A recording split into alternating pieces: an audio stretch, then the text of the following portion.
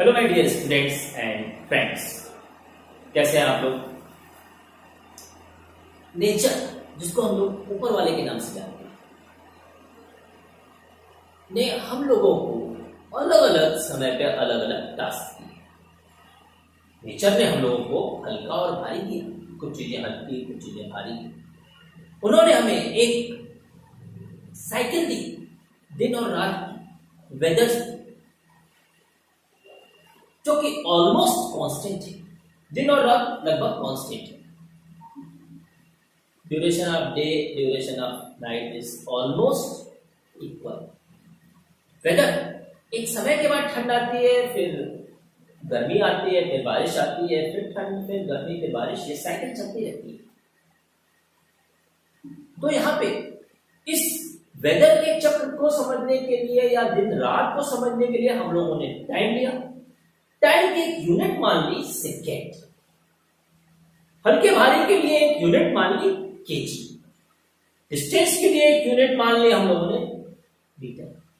कि कुछ ऊपर वाले ने नहीं दिया है, ऊपर वाले ने हम लोग को केवल क्वालिटेटिव वैल्यूज दी हैं, क्वांटिटेटिव वैल्यूज नहीं दी है।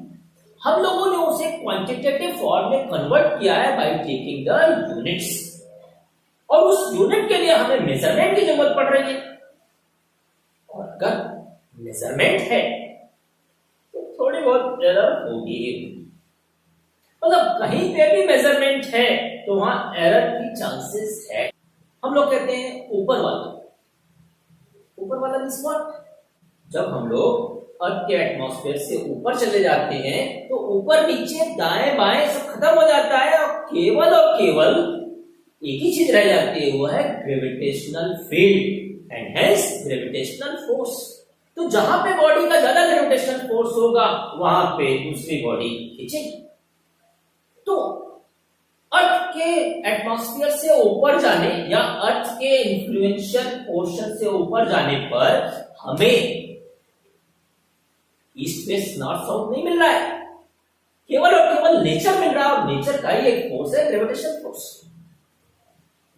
और एक इंटरेस्टिंग चीज और, नेचर हमें हमेशा एक नए नए टास्क देता है। शुरुआत में जब ह्यूमन बीइंग की उत्पत्ति हुई तो उस समय हल्के भारे के कारण मास की जरूरत पड़ी, डिस्टेंसेस नापने के लिए मीटर की जरूरत पड़ी, duration of day, duration of वेदर्स के लिए हम लोगों को टाइम की जरूरत पड़ी, ठंडे गर्म के लिए ही बहुत सारी चीजें।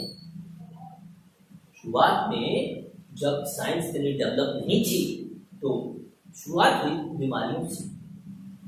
फ्लैग, हैजा, हाइड्रोफोबिया, जैसे जैसे मानव ने इन सब बीमारियों की दवाइयां कर ली, उसके टीके बना लिए, वैसे वैसे ऊपर वाले ने नया नया टास्क देना शुरू कर दिया।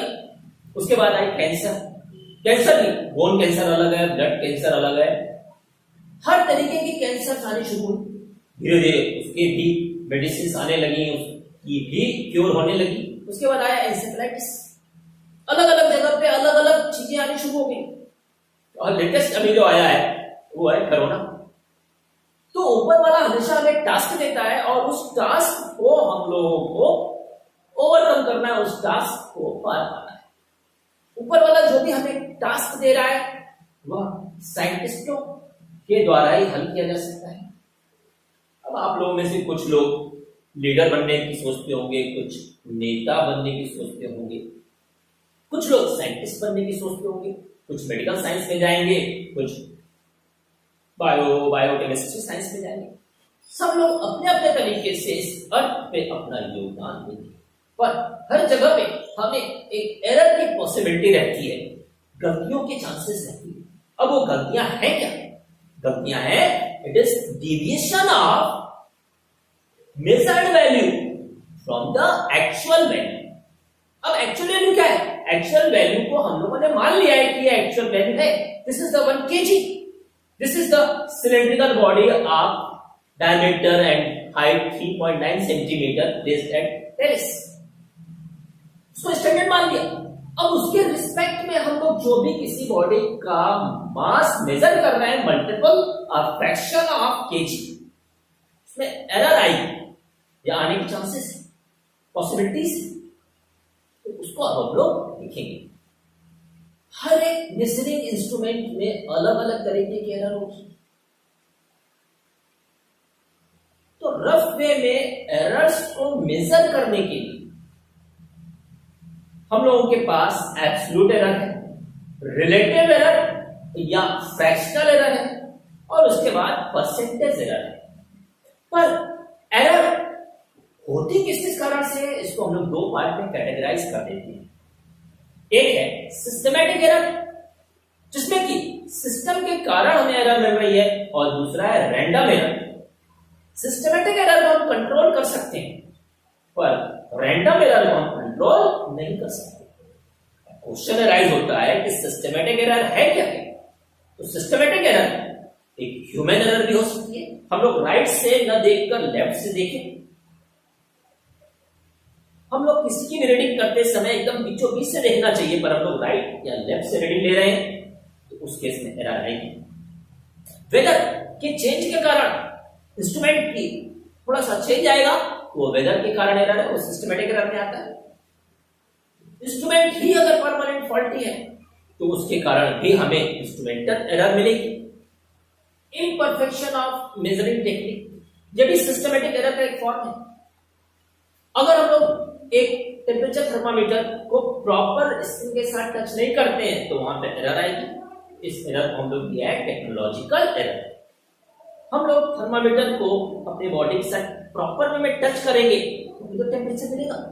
अगर हमने प्रॉपर टच नहीं किया है थर्मामीटर को और हम टेम्परेचर मेजर कर रहे हैं, तो उसमें वेरिएशन आएगा। तो इस तरीके से जो भी सिस्टमैटिक एरर है, उसको हम 4 पार्ट्स में लिख सकते हैं। ये 4 पार्ट क्या क्या है? पर्सनल एरर हो गई, जो कि आपकी अपनी गलतियों के कारण हो रही है। इंस्ट्रूमेंटल एरर हो गई, जो कि इंस्ट्रूमेंट की गलती के कारण हो रही है। एक नेचुरल एरर है, जो कि वेदर के चेंज के कारण हो रही है, और दूसरी है टेक्नोलॉजिकल एरर, जो कि आपकी अपनी टेक्निक के फॉल्ट के कारण हो रही है।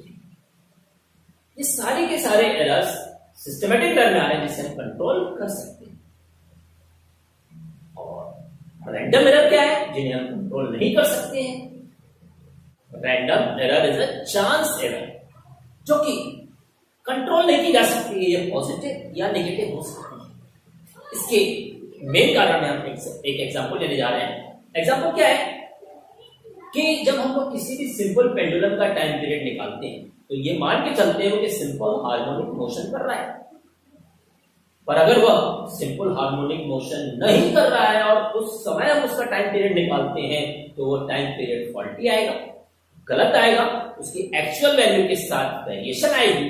तो इस एरर को हम लोग कंट्रोल नहीं कर सकते हैं। तो अनकंट्रोलेबल एरर्स, जिसे चांस एरर के भी नाम से जानते हैं, कहते हैं रैंडम एरर। तो यहां पे सिस्टमैटिक एरर। सिस्टमैटिक एरर के 4 पार्ट्स हो गए। पहला है ह्यूमन एरर, दूसरा है नेचुरल एरर, तीसरा है इंस्ट्रूमेंटल एरर, चौथा है एरर इन टेक्नोलॉजी या टेक्नोलॉजिकल एरर। टेक्नोलॉजिकल एरर आप लोग नोट्स इसके प्रॉपर वे में बनाएंगे, क्योंकि नोट्स से ही आप लोगों के काम आएंगे। यहाँ पे समझाने के लिए इस तरीके से लिखना है।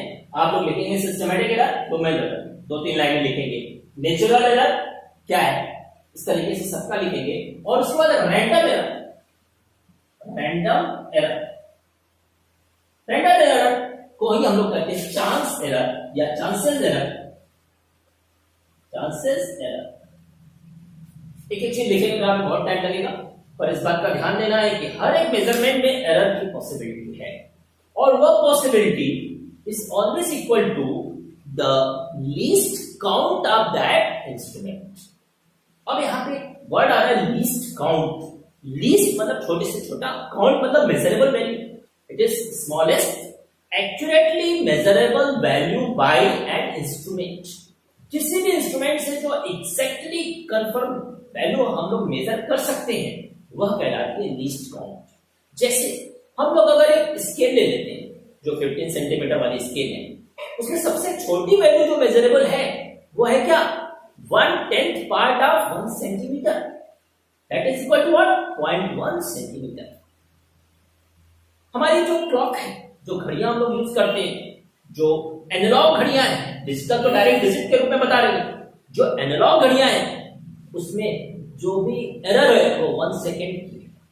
तो अब यहां पे लीस्ट काउंट निकालने के लिए जो कि मिनिमम पॉसिबल एरर होती है, लिस्ट काउंट निकालने के लिए किसी इंस्ट्रूमेंट के हम लोगों के पास एक फॉर्मूला है, LAST लिस्ट काउंट का फॉर्मूला है difference between two written values, difference between two written values, written values divided by number of divisions between two written values। अब हम लोग एक 15 सेंटीमीटर की स्केल का एग्जांपल लेते हैं, वहां पे रिटेन वैल्यू 0 के बाद 1 लिखा रहता है, तो 1 और 0 के बीच का डिफरेंस कितना हो गया 1 minus 0 divided by how many divisions are there, there are 10 divisions. तो यहां पे मिल गया 1/10 means 0.1 सेंटीमीटर या 0.1 centimetre. This is the least count of that scale. अगर 1 सेंटीमीटर में 20 डिविजन्स है, कुछ में होता है, तो अगर 1 सेंटीमीटर में 20 डिविजन्स है तो 1 माइनस 0 डिवाइडेड बाय 20, तो यहां क्या हो जाएगा 0.05 सेंटीमीटर। और जिस इंस्ट्रूमेंट की लीस्ट काउंट जितनी ही छोटी होगी उतनी ही पॉसिबल एरर भी छोटी होगी। इसका मतलब वह इंस्ट्रूमेंट हमारे लिए ज्यादा बेटर होगा। जैसे अगर हम लोग वर्नियर कैलिपर ले लें, तो वर्नियर कैलिपर में उसकी लिस्ट काउंट होती है 0.01 सेंटीमीटर, जो आने वाले समय में डिटेल में पढ़ेंगे। तो वह ऑर्डिनरी 15 सेंटीमीटर के स्केल से ज्यादा बेटर इंस्ट्रूमेंट है। उसके बाद आएगा स्क्रू गॉज, बेसिकली है स्क्रू गेज। स्क्रू गेज की जो लीस्ट काउंट है वह है 0.001 सेंटीमीटर। ये किसकी है? स्क्रू गेज की, स्क्रू गेज। और वर्नियर कैलिपर की थी 0.01 सेंटीमीटर। तो ऑर्डिनरी स्केल, वर्नियर कैलिपर और स्क्रू गेज में हम लोगों के पास बेटर कौन है? Screw gauge. क्यों? क्योंकि इसकी पॉसिबल मिनिमम एरर सबसे कम है। और एक और इंपॉर्टेंट चीज ले लेते हैं, जो हम लोग घड़ियां यूज करते हैं नॉर्मल केस में, उसके पास 3 हैंड्स हैं, second hand, minute hand and hour hand. 12 से 1 तक आने में 5 डिविजन्स हैं, 5 सेकेंड्स वो लेता है, तो 5 सेकेंड डिवाइडेड बाई 5, तो एक छोटे से डिवीजन जो कि सेकेंड हैंड की सुई कवर कर रही है उसकी वैल्यू हो गई 1 सेकेंड। तो सेकेंड हैंड की लिस्ट काउंट है 1 सेकेंड। अगर हम सेकेंड हैंड की नीडल को निकाल दें तो अब बची क्या? मिनट हैंड और आवर हैंड। मिनट हैंड वाली हैंड जो भी सुई है वह 12 से 1 तक आने में 5 मिनट लेती है, और वहां पे डिविजन्स कितने हैं? 5। तो दो रिटेन वैल्यूज का डिफरेंस हो गया 5 minus 0, 5 divided by 5 divisions, denominator में 5 है, 5 कैंसिल हो जाएगा 1। तो least count of minute hand is 1 minute. हम कहेंगे least count of hour hand is 1 hour. नहीं, यहां पे आपको थोड़ा ध्यान देना पड़ेगा। 12 से 1 तक आने में मिनट हैंड वाली ने 5 मिनट लिए थे, पर आवर हैंड वाली ले लिया 1 hour. That 1 hour is divided into 5 parts. 1 hour is what? 60 minutes. That 60 minutes is divided into 5 parts. So 60 by 5 is equal to what? 12 minutes. So in ordinary watches which we are using, the least count of overhead is only 12 minutes. तो thermometer हम लोग Fahrenheit वाला use करते हैं, जो कि analogue thermometer है। उसमें रिटेन वैल्यूज होती हैं 100, 102, 104, 102 एंड 104 जिसकी गैप आ रही है 2 डिग्री फ़ारेनहाइट के बीच 10 डिविजन्स है। कितने डिविजन्स है? 10। तो एक डिवीजन की वैल्यू हो जाएगी 2 डिवाइडेड बाई 10, 0.2। उसके उसकी लिस्ट काउंट 0.2 है। जो भी रिजल्ट आप देंगे वो 0.2 2 के ही फ्रैक्शन या मल्टीपल के फॉर्म में देंगे।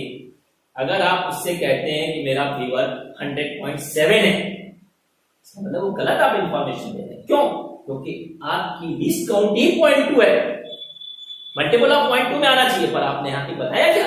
यहाँ पे बताया 0.7, क्योंकि गलत है। यहाँ पे हम लोग इस फॉर्मूले का यूज, लीस्ट काउंट के फॉर्मूले का यूज एमीटर और वोल्टमीटर की लीस्ट काउंट निकालने के लिए भी करेंगे। जब हम लोग प्रैक्टिकल्स करेंगे तो प्रैक्टिकल्स में एमीटर, वोल्टमीटर या जितने भी इंस्ट्रूमेंट्स मिलेंगे उन सबकी हमें लिस्ट काउंट निकालनी होती है। तो लिस्ट काउंट निकालने के लिए इस फॉर्मूले का यूज करेंगे। फॉर्मूला क्या है? Difference between two written values divided by number of division between the two written values. अब हम लोग लेंगे एब्सोल्यूट एरर। दो चीजें हैं, absolute error and mean absolute error.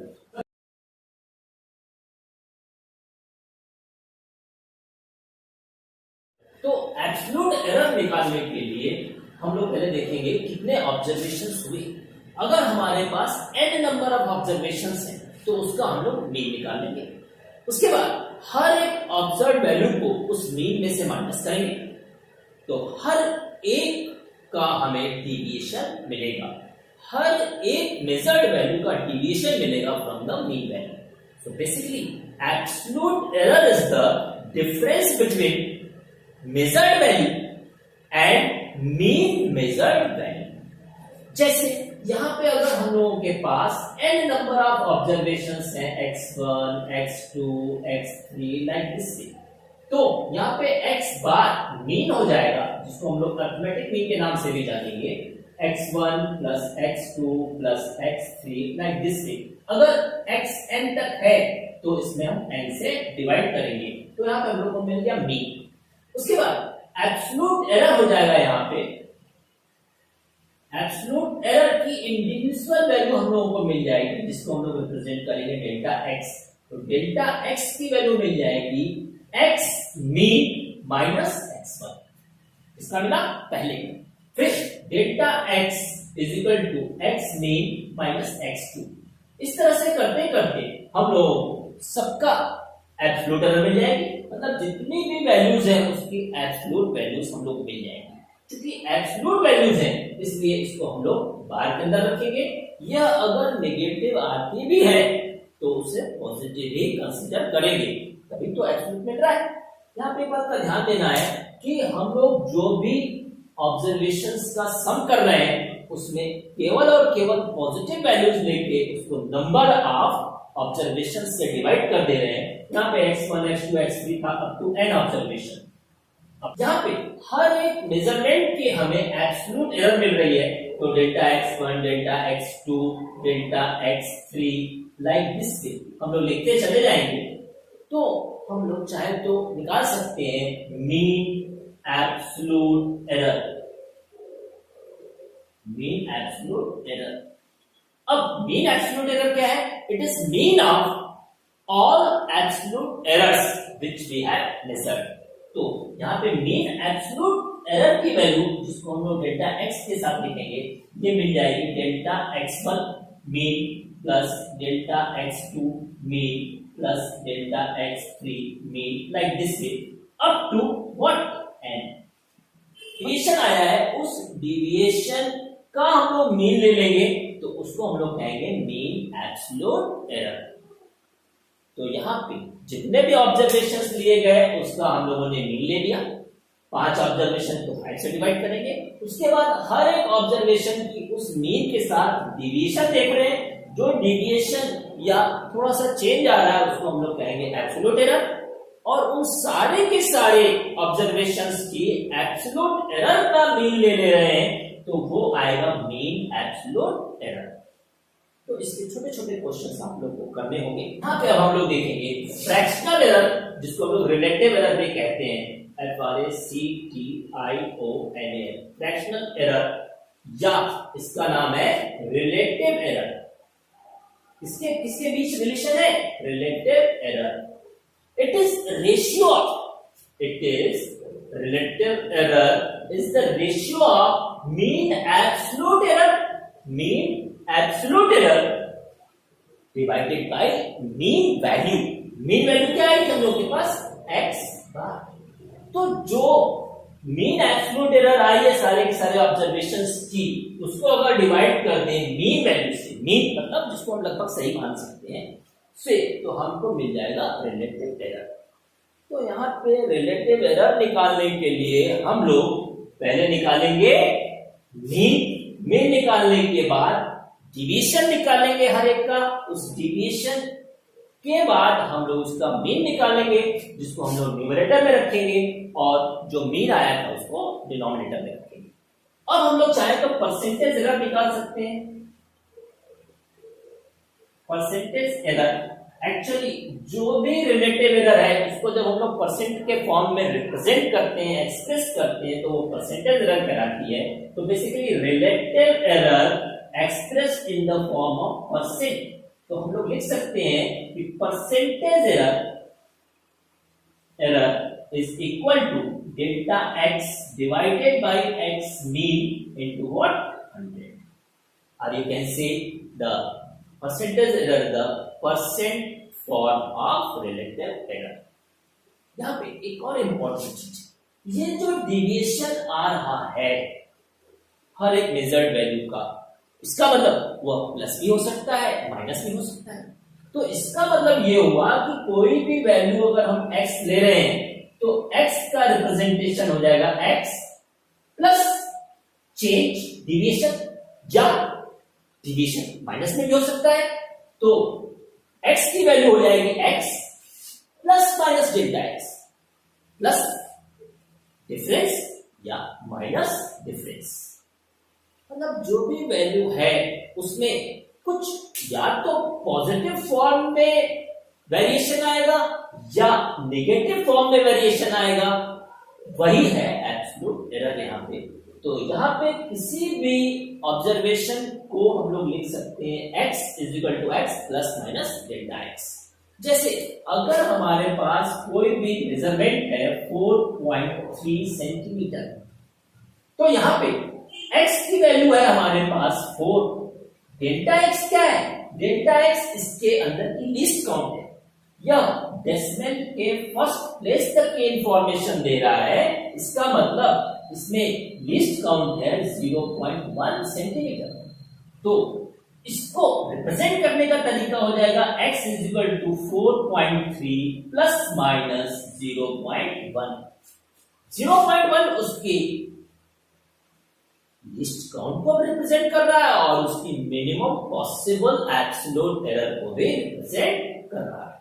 यहाँ पे एक चीज जानना जरूरी है, मैथमेटिक्स कहता है कि 4 सेंटीमीटर एंड 4.00 सेंटीमीटर एक ही चीज, पर फिजिक्स कहता है नहीं, दोनों में फर्क है। दोनों में फर्क क्या है? इस 4 सेंटीमीटर को जिस इंस्ट्रूमेंट से मेजर किया गया है उसमें लीस्ट काउंट है हमारे पास 4 प्लस माइनस 1, मतलब उसमें पॉसिबल एरर 1 तक की है, जबकि 4.00 की जो पॉसिबल एरर है वह है प्लस माइनस 0.01, मतलब डेसिमल के सेकेंड प्लेस तक की है। इसका मतलब इसमें एरर कम है। इसका मतलब 4.00 is more accurate then that the 4 centimetre. 4 centimetre में एरर ज्यादा है।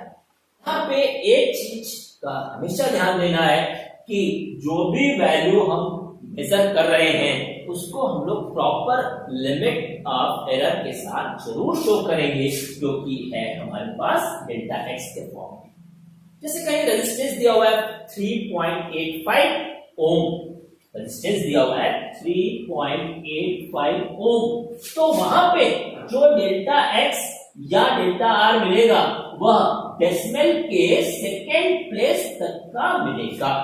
इस बात का ध्यान दें कि हम लोग को आगे सॉल्व करना है। अब हम लोग देखेंगे कि एरर्स किसी में कैसे प्रोपोगेट करते हैं।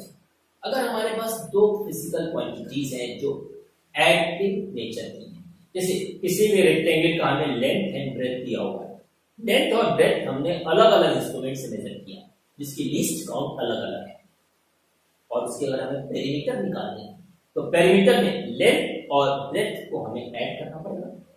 इनटू 2 तो कांस्टेंट है, तो लेंथ और ब्रेथ को जब ऐड करेंगे तो जो न्यूमेरिकल वैल्यू है, जो मेजर्ड वैल्यू है, वो तो ऐड हो गई, पर एरर्स का क्या होगा? तो उस एरर्स को देखना पड़ेगा हमको। कहीं पे भी अगर दो क्वांटिटीज ऐड हो रही हैं तो न्यूमेरिकल वैल्यू तो ऐड हो जाएगी, पर जो उसके साथ एरर्स का पोर्शन है उसका क्या होगा, उसको हम लोग को देखना है। ठीक इसी तरीके से सब्सट्रैक्शन है, मल्टीप्लिकेशन है, डिवीजन है, या पावर्स के फॉर्म में कोई फॉर्मूला है, तो उसमें एरर्स किस तरीके से वेरी करेंगी वो हम लोग को देखना है। जैसे न्यूमेरिकल वैल्यू तो a माइनस बी हम आराम से निकाल लेंगे, x is equal to a into B से भी न्यूमेरिकल वैल्यू निकल जाएगी, x is equal to a upon b में a b की वैल्यू दी हुई है तो हम आराम से न्यूमेरिकली कैलकुलेट कर लेते हैं। बट अगर a और b की प्रॉपर एरर लिमिट दी हुई है, a दिया हुआ है a plus minus delta a, b दिया हुआ है b plus minus delta b, a दिया हुआ है a plus minus delta a और b दिया हुआ है b plus minus delta b, अगर प्रॉपर लिमिट्स के साथ इसकी एरर दी हुई है तो मल्टीप्लिकेशन, डिवीजन, सब्सट्रैक्शन या पावर्स के फॉर्म में एरर में क्या चेंज आएगा, तो उसके लिए हम लोग को देखना पड़ेगा प्रोपोगेशन ऑफ एरर्स। तो उसको पहले हम लोग इसको एरेज करना पड़ेगा। सबसे पहले हम लोग देखेंगे error in sum, error in sum, error in sum मतलब प्रोपोगेशन ऑफ एरर्स में सबसे पहले है एरर इन सम। अगर हमारे पास x की वैल्यू दी हुई है x is equal to a plus b, जहां पे a की वैल्यू है a plus minus delta a, actual value plus minus उसके अंदर एरर, एब्सोल्यूट एरर, और b की वैल्यू दी हुई है b plus minus delta b। अब हम लोग को निकालना है x plus minus delta x, इसकी वैल्यू हो जाएगी a plus minus delta a plus b plus minus delta b। Summation और सब्सट्रैक्शन का बहुत आसान है, बहुत आसानी से हो जाएगा। इसको हम लोग लिख सकते हैं a plus minus delta a plus b plus minus delta b। यहां से a प्लस b कॉमन हो गया, a प्लस b कॉमन होने के बाद प्लस माइनस कॉमन ले लें तो यहां पे बचेगा delta a plus delta b। यहां पे हम लोग के पास आया है x plus minus delta x, x की वैल्यू a b के बराबर है तो लेफ्ट हैंड साइड कैंसिल हो गया, तो जो भी एरर आ रही है वह एरर आ रही है हम लोगों के पास plus minus delta a plus delta b। तो in the case of summation value आ रही है और एब्सोल्यूट एरर भी जुड़ जा रही है। अब हम लोग निकालेंगे केस ऑफ सब्सट्रैक्शन, सब्सट्रैक्शन में एरर निकालने, सब्सट्रैक्शन की एरर निकालने के लिए अगर x इज इक्वल टू है a माइनस b और a की वैल्यू दी हुई है a plus minus delta a, b की वैल्यू दी है b plus minus delta b। एक बात का ध्यान देना है, एडिशन और सब्सट्रैक्शन बड़ी आसानी से निकलेगा। यहाँ पे अब हम लोग को निकालना है x plus minus delta x, तो यहाँ पे हम लोग विथ लिमिट रखेंगे a plus minus delta a minus b plus minus delta b। तो x plus minus error limit के साथ अगर लेना है तो एरर लिमिट के साथ हम a b को लेंगे तो हम लोग को मिल जाएगा x plus minus delta x is equal to यहाँ पे a plus minus delta a minus b minus plus delta b। इसको थोड़ा ठीक ठाक करें तो a minus b plus minus delta a, minus plus and plus minus are same thing, तो यहाँ पे हम लोग लिख सकते हैं प्लस माइनस डेल्टा b। यहाँ पे x plus minus delta x है, x will cancel out with this ab, x इस ab साथ कैंसिल हो जाएगा तो हम लोग के पास बचेगा क्या, plus minus delta x is equal two plus minus common ले रहे हैं तो delta a plus delta b। इसका मतलब यहाँ पे भी एब्सोल्यूट एरर्स ऐड हो जा रहे हैं। In the case of addition and subtraction absolute errors add हो रहे हैं। यहाँ पे इस बात का ध्यान देना है कि यह जो रिजल्ट आ रहा है मैथमेटिकल रिजल्ट, वह एक्सपेरिमेंटल रिजल्ट के साथ मैच भी करता है, मतलब ये रूल ऑथेंटिक है। जैसे हम लोग अगर पेरीमीटर निकाल रहे हैं तो वहां एडिशन का केस आया, और जब हम लोग दो रेक्टेंगल या दो स्क्वायर या दो चीजों की हम पेरीमीटर का डिफरेंस निकाल रहे हैं तो उस केस में एरर्स आपस में ऐड हो जाती है, ये एक्सपेरिमेंटली प्रूव भी होता है। अब हम लोग निकालेंगे मल्टीप्लिकेशन का केस। मल्टीप्लिकेशन के केस में हम लोग लेंगे x is equal to a into B. यहाँ इंटू कंफ्यूजन क्रिएट करेगा, इसलिए बेटर रहेगा कि हम लोग यहाँ पे ब्रैकेट ले लें। a की वैल्यू है a plus minus delta A. Delta A absolute error है फर्स्ट केस में। Similarly b plus minus delta B. तो अब हम लोग मल्टीप्लिकेशन करते हैं, तो मल्टीप्लिकेशन के केस में x plus minus delta x की वैल्यू मिल जाएगी a plus minus delta A, b plus minus delta A. अब इसको मल्टीप्लाई करने से पहले हम लोग यहाँ पे x को कॉमन ले लें, तो 1 plus minus delta x upon x को कॉमन ले लें, कितना बचेगा? यहाँ पे हम लोग a को कॉमन ले ले रहे हैं, तो 1 plus minus delta a by a, another bracket. अगर यहाँ पे b को कॉमन ले लेते हैं तो यहाँ पे बचेगा 1 डेल्टा b बाई b। यहाँ पे ठीक ठाक करते हैं, तो x 1 plus minus delta x by x, a into b, a भी बाहर आ गया। यहाँ मल्टीप्लाई करते हैं, 1 को 1 से मल्टीप्लाई करेंगे 1 को इससे मल्टीप्लाई करेंगे plus minus delta b by b, इसको इसके साथ मल्टीप्लाई करेंगे plus minus delta a by a, फिर प्लस माइनस को प्लस माइनस के साथ मल्टीप्लाई करेंगे तो हम लोगों को मिलेगा ब्रैकेट में delta a by a in another bracket delta b by b। अब यहाँ पे this ab is equal to what x, ये x ab के साथ कैंसिल हो गया, बचा क्या?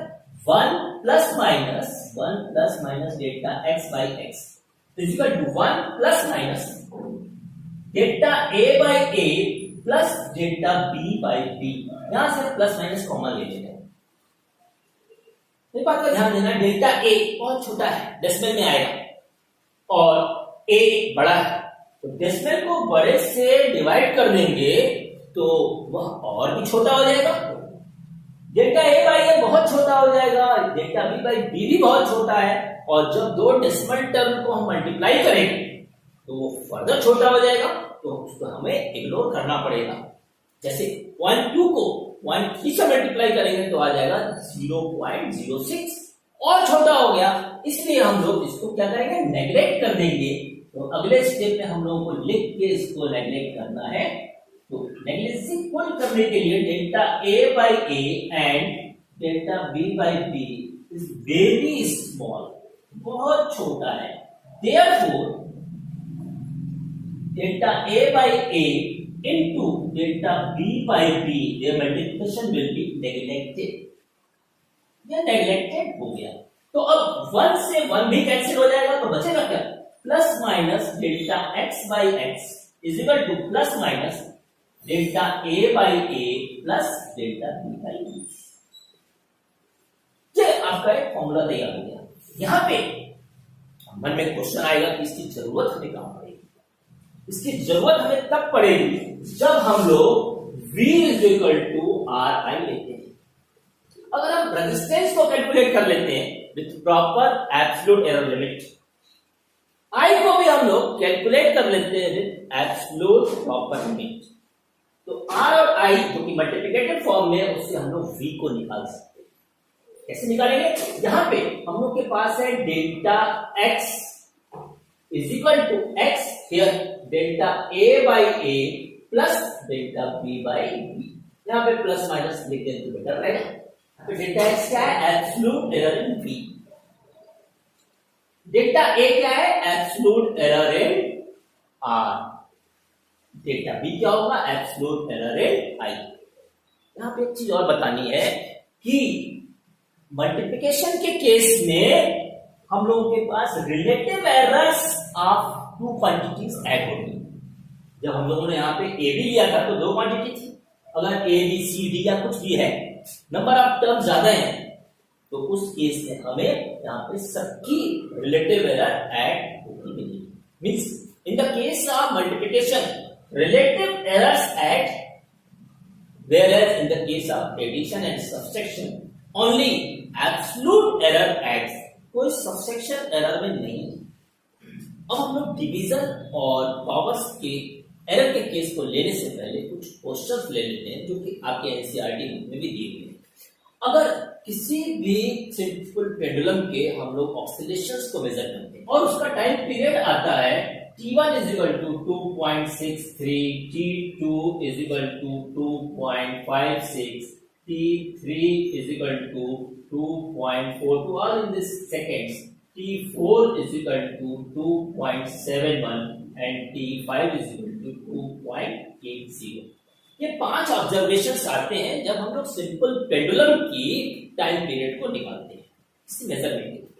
तो अब हम लोगों को इस डाटा से absolute error, main absolute error and percentage error निकालनी है। तो सबसे पहले हम लोग निकालेंगे एब्सोल्यूट एरर। एब्सोल्यूट एरर निकालने के लिए हम लोग को इसका मीन लेना पड़ेगा। तो मीन लेने के लिए हम इस सबको ऐड करेंगे। तो ऐड करेंगे तो क्या आएगा, 9 to 11, 12 का 2 carry 1, 12 4 16, 16 and 15 1 3 and here it is 13.12 and T average निकालना है। तो टोटल टाइम निकला है इतना, तो T एवरेज की वैल्यू हो जाएगी 13.12 डिवाइडेड बाय 5। इसको अगर हम लोग 5 से डिवाइड करेंगे तो आएगा 2.624 सेकेंड। तो अब मीन निकल गया। अब हम लोग यहाँ राउंड ऑफ मेथड लगाएंगे तो टी एवरेज आ जाएगा 2.62, क्योंकि हम लोग जानते हैं कि अगर डेसिमल प्लेस 5 से कम है तो उसको हम लोग ड्रॉप कर देंगे विदाउट एनी चेंज। तो यहाँ पे एवरेज आ गया 2.62 सेकेंड। अब हम लोग सबका एब्सोल्यूट एरर वैल्यू निकालेंगे तो डेल्टा T1 की वैल्यू हो जाएगी 2.63 माइनस 2.62। तो यहाँ पे हम लोग को मिला 0.01। डेल्टा T1 की एब्सोल्यूट एरर मिल गई 0.01। डेल्टा T2 मतलब absolute error in second case. तो हम लोगों के पास सेकेंड केस में 2.56 माइनस 2.62, इसको सब्ट्रैक्ट करेंगे तो आएगा 0.06 आएगा माइनस में, पर हम लोग को लेना किसमें है, प्लस में, क्योंकि एब्सोल्यूट वैल्यू है। तो बेसिकली ये आ जाएगा 0.06 सेकेंड। ठीक इसी तरीके से हम लोग डेल्टा T3 निकालेंगे। यहाँ पे हो जाएगा 2.42 माइनस 2.62। तो यहाँ पे हम लोग के पास आ तो माइनस दे रहा है 0. कितना हो जाएगा 12 and 8 2.20। इसको हम लोग लिखेंगे 0.20। अब हम लोग डेल्टा T4 निकालते हैं तो डेल्टा T4 की वैल्यू हो जाएगी 2.71 माइनस 2.62। इसको सब्ट्रैक्ट करेंगे तो आएगा 0.09। डेल्टा T5 की वैल्यू हो जाएगी 2.80 माइनस 2.62। तो ये आ जाएगा 0.18। अब इन पांचों की हम लोगों को एब्सोल्यूट एरर मिल चुकी है, पर हम लोग को निकालना क्या है, हम लोग को निकालना है एब्सोल्यूट एरर के साथ मीन एब्सोल्यूट एरर भी निकालनी है। तो अब हम लोग निकालेंगे मीन एब्सोल्यूट एरर, जिसको हम लोग डेल्टा टी मीन लिख रहे हैं। डेल्टा टी मीन लिखने के लिए हम लोग लिखेंगे delta T1 plus delta T2 plus delta T3 plus delta T4 plus delta T5। सबकी एब्सोल्यूट वैल्यू लेनी है, इसीलिए हम लोगों ने नेगेटिव साइन को छोड़ रखा था, डिवाइडेड बाय 5।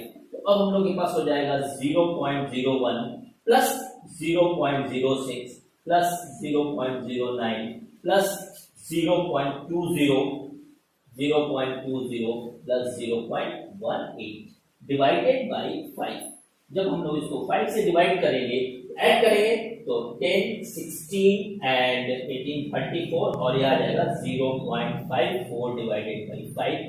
तो यहाँ पे हम लोग को मिल जाएगा अराउंड 0.1 और ये सेकेंड में ही रहेगा। हम लोग को मिल गया मीन एब्सोल्यूट एरर। अब हम लोग को निकालना है परसेंटेज एरर। परसेंटेज एरर निकालने के लिए हम लोग इसमें पहले निकालेंगे रिलेटिव एरर। रिलेटिव एरर के लिए फॉर्मूला है हम लोग के पास delta T average divided by mean value. Mean value हम लोगों के पास क्या आई है उसको हम लोग देखते हैं, टी एवरेज। तो यहाँ पे डेल्टा टी की वैल्यू हम लोगों के पास मिली है 0.11 और टी एवरेज मिला है 2.62, ये मिल गई रिलेटिव एरर, ये है 0.041। और अब हम लोग निकालेंगे परसेंटेज एरर। परसेंटेज एरर के केस में हम लोगों को इसी को मल्टीप्लाई करना पड़ेगा 100 से, तो 100 से मल्टीप्लाई करेंगे तो आएगा हम लोग पास 4.1%। तो परसेंटेज एरर विल बी 4.1%। तो इस तरीके से हम लोगों ने पहले मीन निकाला, मीन निकालने के बाद सबका डिवीजन निकाला। डिवीजन क्या है? एब्सोल्यूट एरर है। फिर एब्सोल्यूट एरर का मीन ले लिया। एब्सोल्यूट एरर की मीन लेने के बाद हम लोगों ने रिलेटिव एरर निकाली। रिलेटिव एरर के लिए एब्सोल्यूट एवरेज एरर ऊपर रखी और नीचे जो एवरेज वैल्यू आई थी नीचे रखी, वो इतनी आई। उसके बाद 100 से मल्टीप्लाई कर दिया तो हम लोगों को परसेंटेज एरर भी मिल गई। हम लोग एक क्वेश्चन और ले लेते हैं। Length and breadth of a rectangle. एक रेक्टेंगल का लेंथ और ब्रेथ दिया हुआ है विद एरर लिमिट, उसकी हमें पेरीमीटर निकालनी है और साथ ही साथ उसकी हमें एरिया निकालनी है। यहाँ पे लेंथ दी हुई है 10.5 प्लस माइनस 0.2 सेंटीमीटर में और ब्रेथ दी हुई है यहाँ पे 5.2 प्लस माइनस 0.1 सेंटीमीटर। एक बात का ध्यान दीजिएगा, यहाँ पे डेसिमल का फर्स्ट प्लेस है तो डेसिमल के फर्स्ट प्लेस तक की एरर है, एंड यहाँ पे भी डेसिमल का फर्स्ट प्लेस है तो एरर भी इसके लीस्ट काउंट के बराबर होने के कारण डेसिमल के फर्स्ट प्लेस तक है। अब हम लोगों को इसमें एरर निकालनी है कब? जब हम लोग पेरीमीटर लेते हैं। तो पेरीमीटर का फार्मूला है हम लोगों के पास 2 लेंथ प्लस ब्रेथ। तो 2 तो कांस्टेंट है, तो हम लोग केवल और निकालेंगे एब्सोल्यूट एरर इन पेरीमीटर। तो एब्सोल्यूट एरर इन पेरीमीटर हम लोग को मिल जाएगी। यहाँ पे ए और बी के रूप में अगर लेते हैं तो इसकी वैल्यू मिल जाएगी delta A plus delta B plus minus के साथ, और एल की जगह ए ले लिया गया, बी की जगह डेल्टा बी आ गया। तो absolute error in perimeter will be what? Plus minus, यहाँ पे प्लस माइनस लगाना जरूरी है क्योंकि एरर है। यहाँ पे हो जाएगा इसकी डेल्टा ए दी हुई है 0.2 और इसकी दी हुई है 0.1। तो बेसिकली हम लोग को क्या मिल गया? Plus minus 0.3 in which this is the absolute error in perimeter. इस बात का ध्यान देना है कि अगर ये ए है तो ये हमारे पास डेल्टा ए है, अगर ये बी है तो ये प्लस माइनस डेल्टा बी। अब हम लोग एरिया की एरर निकालेंगे तो यहां हो जाएगा डेल्टा ए बाई ए। क्योंकि ये मल्टीप्लिकेटिव फॉर्म में है तो हम लोगों के पास फार्मूला आया था plus minus delta A by A plus delta B by B. तो हम लोगों को पहले निकालनी पड़ेगी रिलेटिव एरर जो कि यहाँ पे मिल रही है, तो ये हो जाएगी हमारे पास प्लस माइनस डेल्टा ए की वैल्यू है 0.2 और ए की वैल्यू है 10.5 प्लस डेल्टा बी की वैल्यू है 0.1 और इसकी वैल्यू है 5.2।